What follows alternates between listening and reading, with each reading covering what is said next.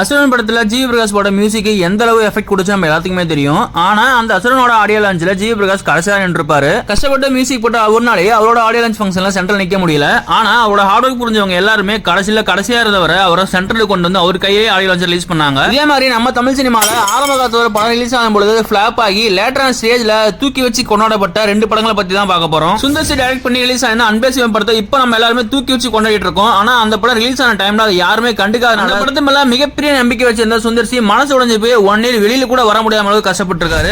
நம்ம செகண்டா பார்க்க போற படம் 1001. இந்த படம் ரிலீஸ் ஆன டைம்ல யாருக்குமே கதை புரியல, வசனம் புரியலன்னு சொல்லி ரொம்ப அண்டர்ஸ்டாண்ட் பண்ணி படத்தை ஒரு ஃபிளாப் அளவுக்கு கொண்டு போய் விட்டுட்டாங்க. ஆனா லேட்டரான ஸ்டேஜ்ல இந்த படத்தை புரிஞ்சு கூட்டங்க தலையில தூக்கி வச்சு கொண்டாட ஆரம்பிச்சாங்க. கஷ்டப்பட்டு வேலை செஞ்சா அதுக்குண்டான பலன் இன்னைக்கு இல்லனாலும் என்னைக்காச்சும் கண்டிப்பா கிடைச்ச தீருங்கிறதெல்லாம் கரெக்ட் தான். ஆனா இந்த பலன் இன்னைக்கு இல்லாம அன்னைக்கே கிடைச்சிருந்துச்சுன்னா இதே மாதிரி பல சிறந்த படங்கள் தமிழ் சினிமாவுக்கு இன்னும் கிடைச்சிருக்குங்கிறது தான் உண்மை. இப்போவும் நம்ம அதை கொண்டாடிக்கிட்டே இருக்கோம். ஆனால் அன்னைக்கு அவருக்கு உரிய ரெகக்னைசேஷன் கிடைக்கல. அவர்